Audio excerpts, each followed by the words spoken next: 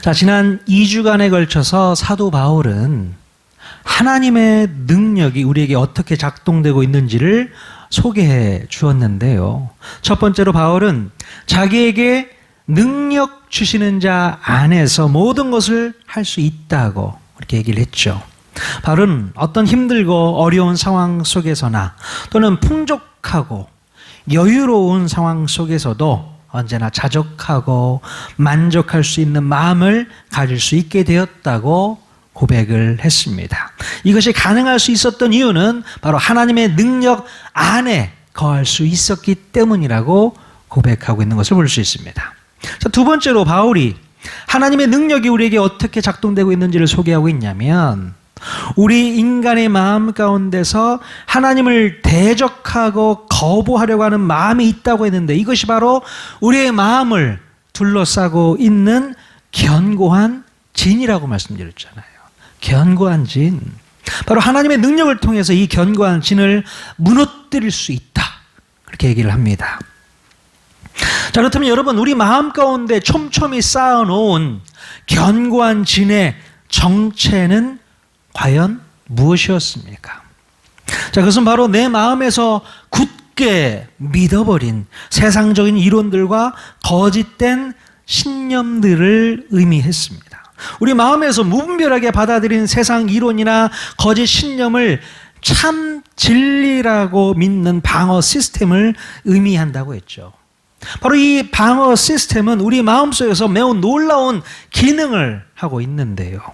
바로 하나님께서 우리에게 참된 진리의 말씀을 가지고 다가오실 때에 우리 마음 문 앞에서 그것을 거절하고 밀어내고 대적할 수 있는 그런 기능을 하는 것이 바로 견고한 진입니다. 자, 그래서 바로 우리 마음 안에 세팅되어 있는 이 견고한 진을 무너뜨리는 싸움이 우리 안에서 벌어지고 있는 바로 치열한 영적 싸움이라는 것을 알아야 합니다. 이 영적 싸움은 우리 눈에 보이는 혈과 육의 싸움이 결코 아닙니다. 이 영적인 싸움은 우리가 성령님을 의지해서 마귀의 권세에 대항하여 싸우는 것인 줄로 믿습니다. 자, 그러나 반면에 어떤 경우에는요, 우리의 마음이 이 견고한 진을 이용해서 하나님을 오히려 대적하는 쪽에 서 있기도 한다는 것입니다. 하나님을 우리가 대적한다고요. 자, 그래서 우리 마음 안은 늘 전쟁터 같아요. 우리 마음이 전쟁터 같습니다.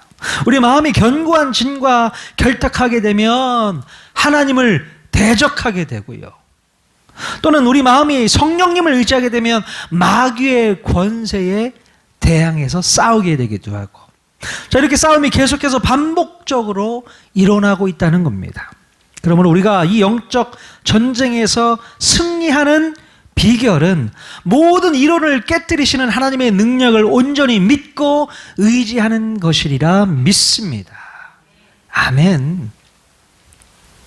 여러분, 한 주간 동안 영적 싸움을 치열하게 한번 싸워보셨습니까? 치열한 영적 전쟁 해보셨어요? 우리 옆 사람 보시면서 엄지손가락 딱 지켜들면서 승리하셨습니까? 한번 물어보십시오. 승리하셨습니까? 예, 승리하셨습니까? 마치 강단 중앙에 있는 피아노를 1cm씩 매일 옮겨 놓는 치열한 싸움을 싸웠던 그 목사님처럼 우리는 매일매일 조금씩이라도 내 안에서 굳건히 자리 잡고 있는 이 견고한 진을 성령을 힘입어 무너뜨리는 싸움을 싸워야 한다는 것입니다. 이것이 바로 영적 전쟁, 영적인 싸움인 것입니다. 이 영적 전쟁은 아무도 몰라주는 외로운 싸움일 수 있어요. 눈으로 보이는 싸움이 아니기 때문에 그렇습니다. 오히려 사람들로부터 핍박과 오해와 경멸이 난무할 수도 있습니다.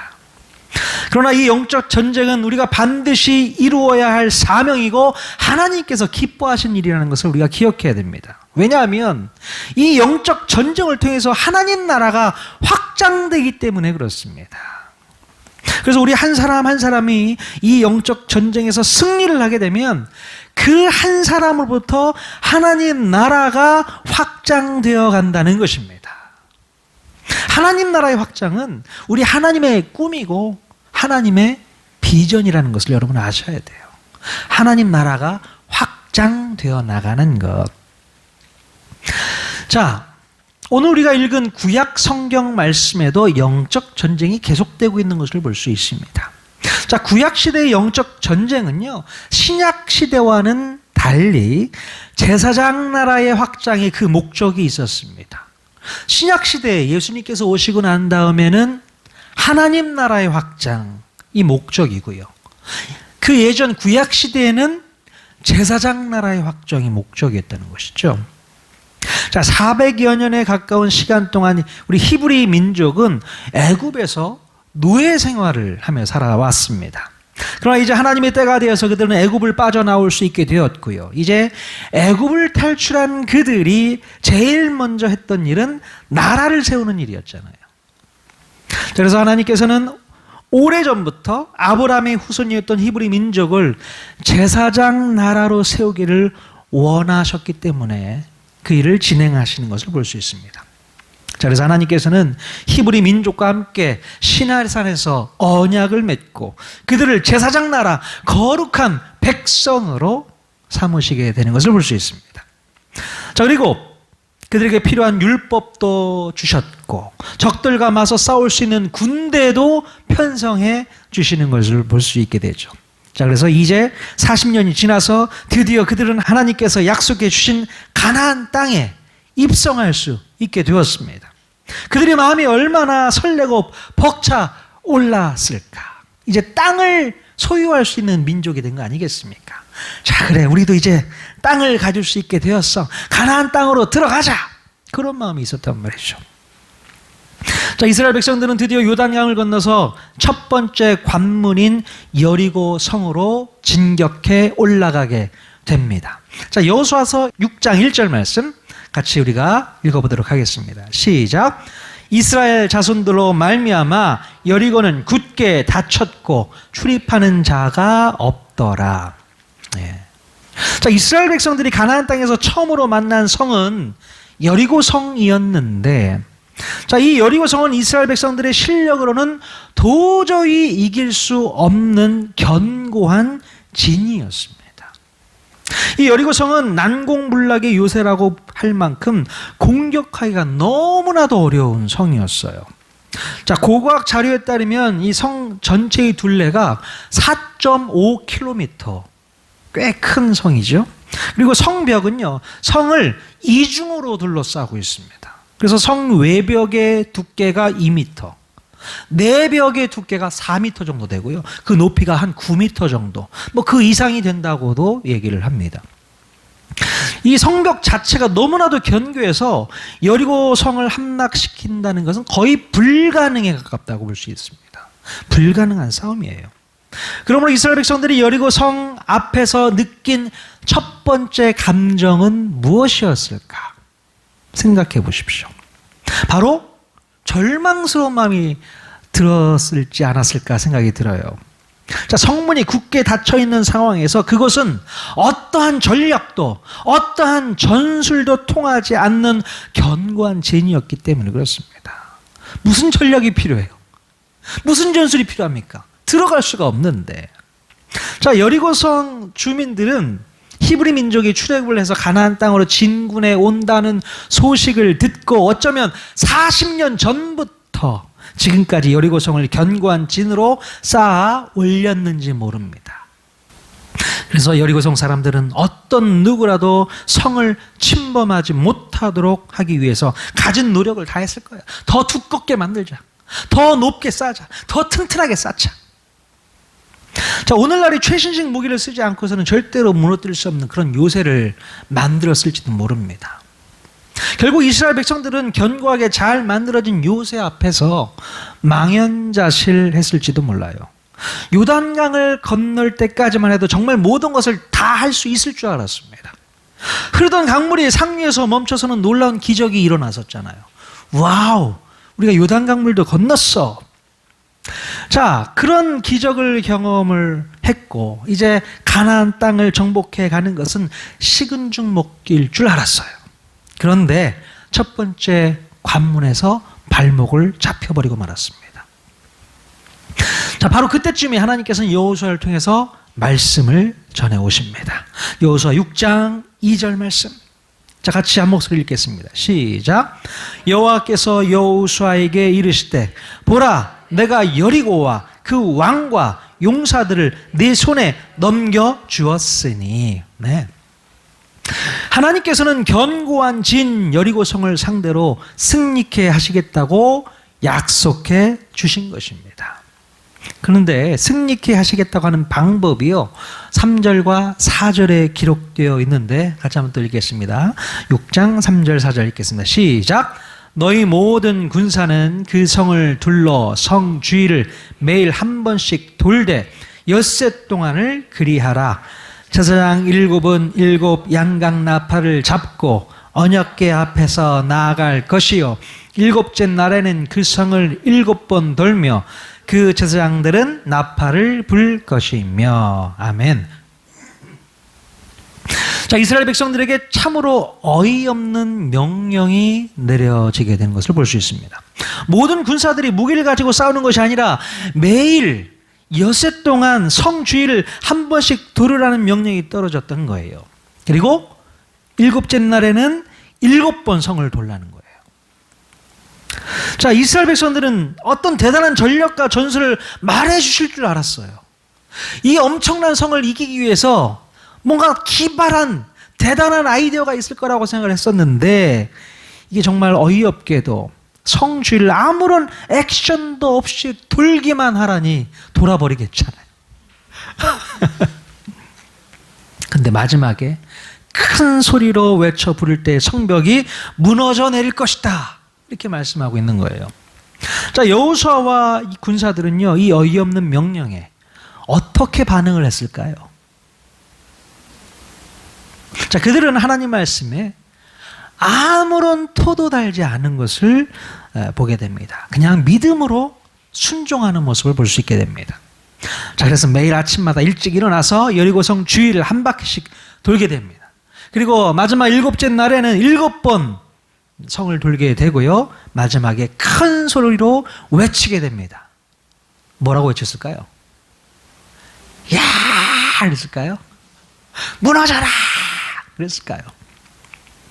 자, 그래서 정말로 놀랍게도 여리고 성벽이 무너져 내리는 놀라운 역사가 일어나게 됩니다.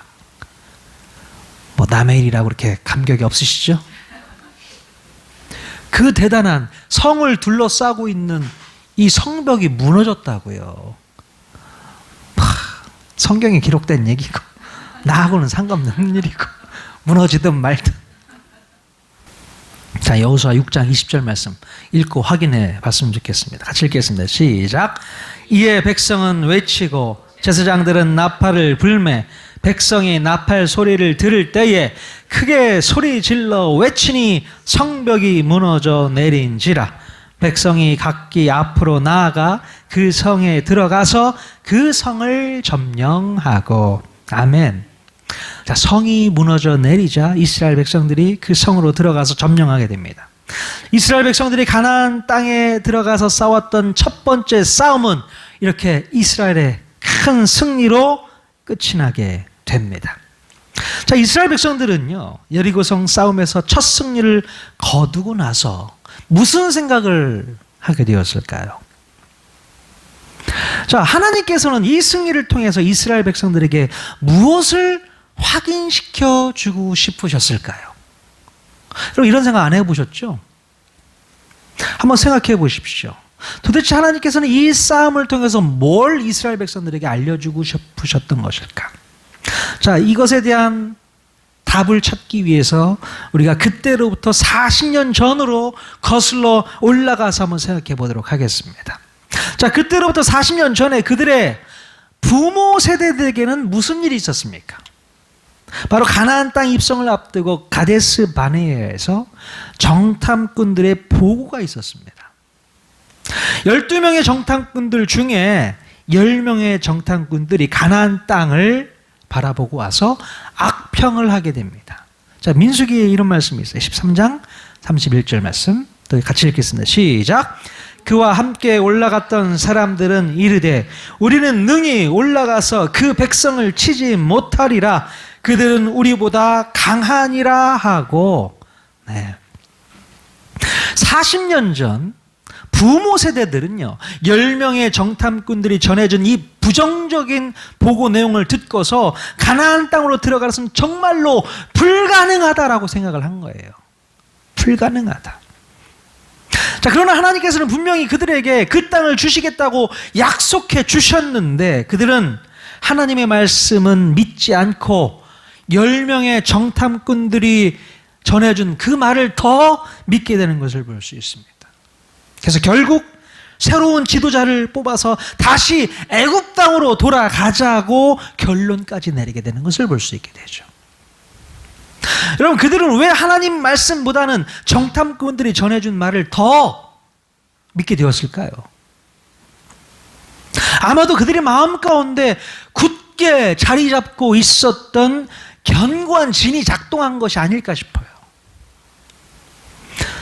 그래서 하나님의 말씀은 거절해버리고 인간적인 형편과 상황을 재빠르게 계산해서 그것에 맞는 행동을 하는 게 맞다고 판단을 내렸던 것 같습니다.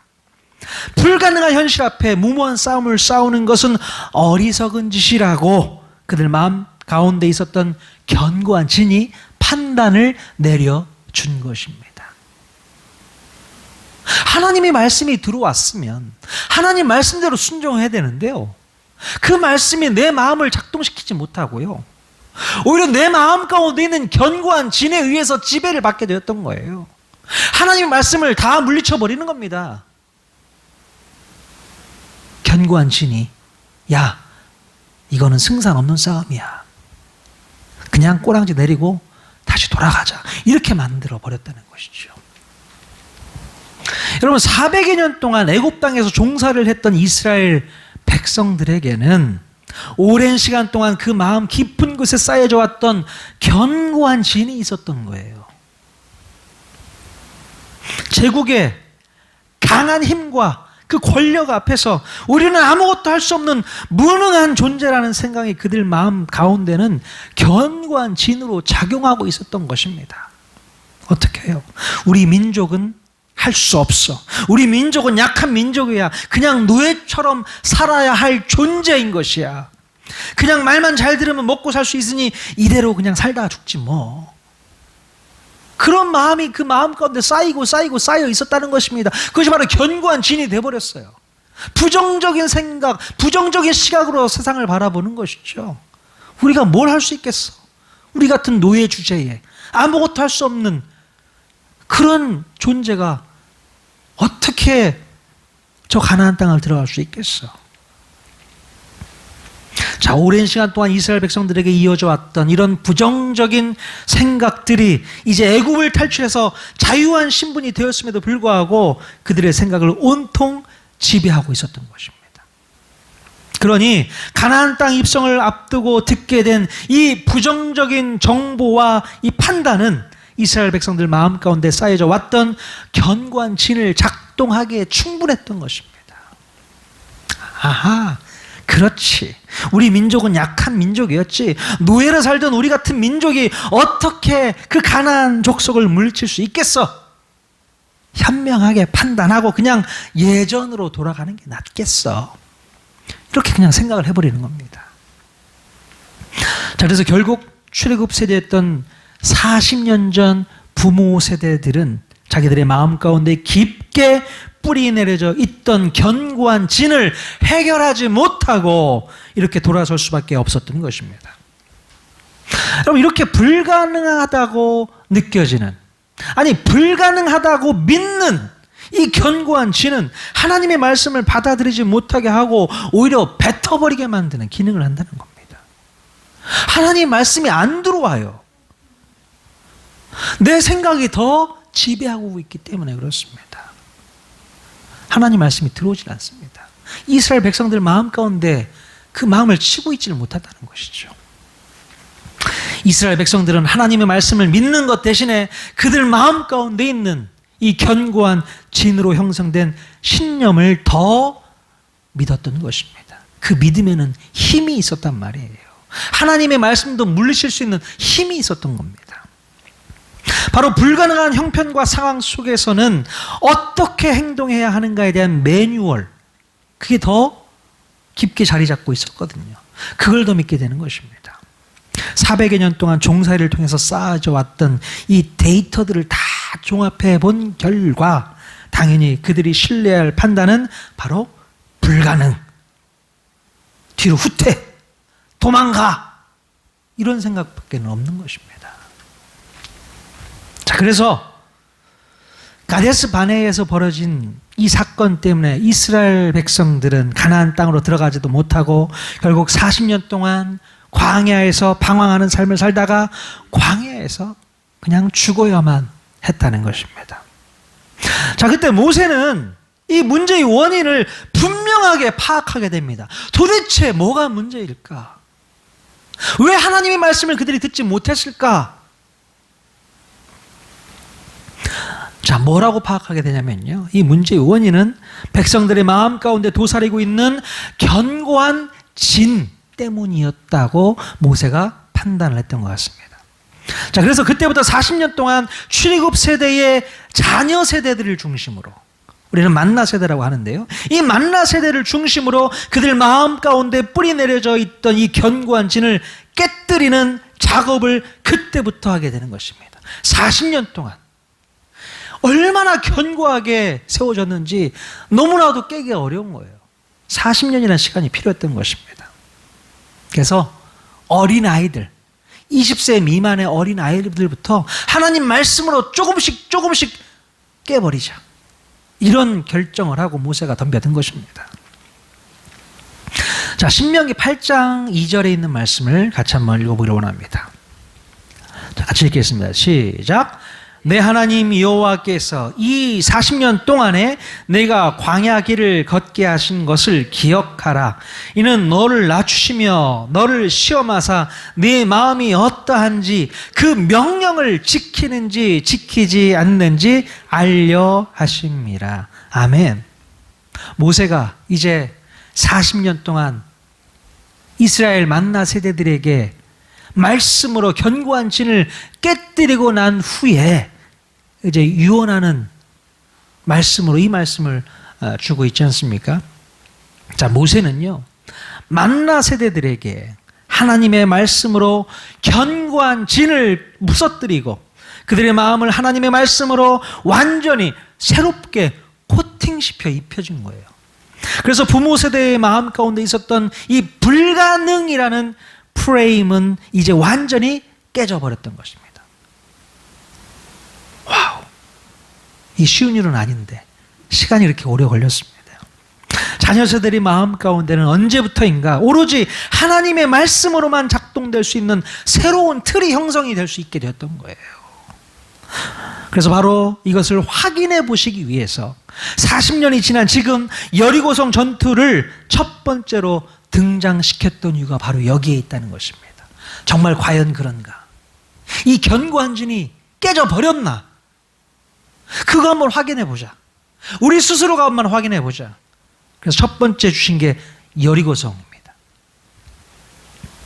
자, 어떻습니까? 여리고성 전투에서 자녀 세대들, 이 만나 세대들이 보여준 행동은 지난 40년 동안 모세가 깨뜨려 왔던 이 불가능의 프레임은 완전히 사라진 모습입니다. 자, 굳게 닫혀 있었던 여리고성 앞에서 그들은 쫄지 않았습니다. 쫄지 않았어요. 절대로 불가능한 일이라고 불평하거나 원망하지 않았습니다. 하나님께서 이스라엘 백성들에게 입을 다물고 성을 13바퀴 돌라고 명령하셨을 때에 그들은 절대로 입을 열지 않았어요. 이제 그들의 마음 가운데에는 하나님의 말씀을 튕겨내는 견고한 진이 하나도 없었다는 것입니다. 오직 하나님의 말씀만 무조건 순종하면 승리할 수 있다는 생각으로 가득했던 것을 볼 수 있게 됩니다. 그래서 그들은 그들의 부모 세대와는 남다른 강인함을 보여줄 수 있었고 더 이상 열등감이나 패배의식에 사로잡혀 있지 않았던 것을 볼 수 있게 되죠. 이제 그들에게는 능력 주시는 자 안에서 내가 모든 것을 할 수 있습니다라는 생각으로 가득했다는 것입니다. 아멘. 여러분, 만약에 지금 여리고성 앞에 서 있는 만나 세대들이 여전히 그들의 마음 가운데 불가능이라는 신념으로 가득 찬 견고한 진을 가지고 있었다면 그들은 어떤 모습으로 행동하고 있었을까 생각을 한번 해보세요. 여전히 그 견고한 진이 깨지지 않은 상태에서 여리고성을 맞닥뜨렸다. 어떤 모습이 되었을까요? 아마도 그들은 하나님의 이 대책 없는 명령에 불평, 불만이 터져 나왔을 것입니다. 하나님 무슨 말씀이십니까? 저희 여리고성을 우리가 어떻게 무너뜨립니까? 어떻게 쳐들어갑니까? 아니, 성을 그냥 돌기만 하라고요? 성을 돌기만 하면 되는 겁니까? 막 항의하고 싶은 마음이 들었을 수 있어요. 불평이 있고 원망이 있겠고. 아무 말도 하지 말라는 명령에도 불구하고 서로가 목소리를 높여서 원망을 했을지 모르겠습니다. 다시 요단강을 건너서 광야로 도망가자고 여호수아를 설득했을 확률이 높습니다. 어떨 때요? 만약에 그들의 마음에 견고한 진이 여전히 도사리고 있었다면 충분히 그랬을 수 있다라는 얘기를 하는 겁니다. 자, 그러나 이스라엘 백성들의 모습 가운데는 그런 모습이 전혀 보이지 않았다는 것입니다. 이 40년이라는 광야 시간이 바로 그 마음 가운데 있는 견고한 진을 무너뜨리는 시간이 충분히 있었다는 것이죠. 자, 이렇게 우리 하나님께서는 여리고성이라는 견고한 진을 무너뜨리면서 바로 내 안에 굳건하게 자리 잡고 있는 견고한 진도 무너뜨려야 한다고 말씀하고 있는 것입니다. 늘 불가능하다고, 어렵다고, 할 수 없다고 부정적으로 판단하는 이 견고한 신념은 하나님의 말씀 안에서 완전히 녹여버려야 한다는 것이죠. 여러분, 오랜 시간 동안 고착되어 왔던 우리 인간의 신념은 사탄의 소유물이었던 것 같아요. 그래서 우리 마음을 사탄이 좌지우지하면서 마음껏 장악하고 있었던 것입니다. 늘 끌려다니는 삶을 살았던 거 아니겠습니까?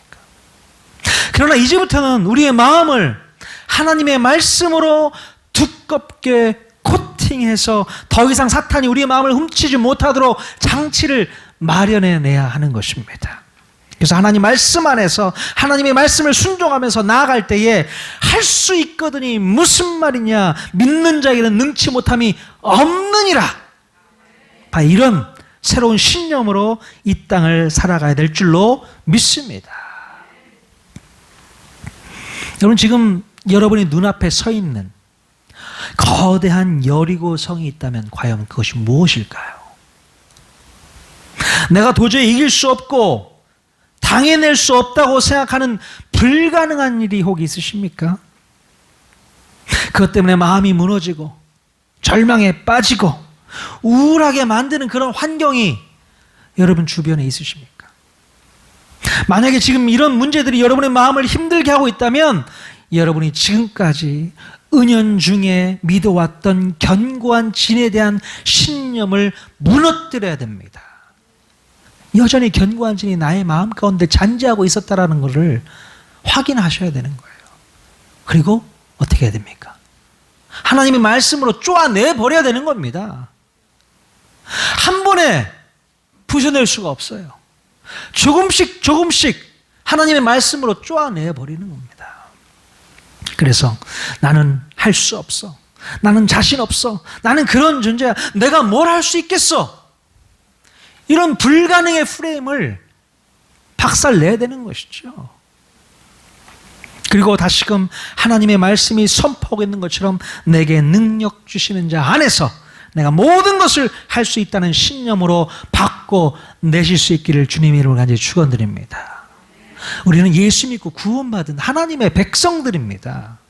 하나님의 백성들이 여전히 그 옛 성품, 견고하게 쌓여져 있는 옛 성품의 그 진을 깨부수지 못하고 그것에 매여 있고 그것에 끌려다닌다면 하나님은 얼마나 속이 상하실까요?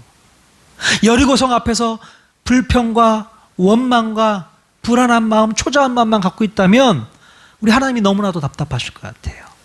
그러나 여러분 기억하십시오. 우리에게 주신 하나님의 말씀이 있는 줄로 믿습니다. 할 수 있거든이 무슨 말이냐. 믿는 자에게 능치 못함이 없느니라.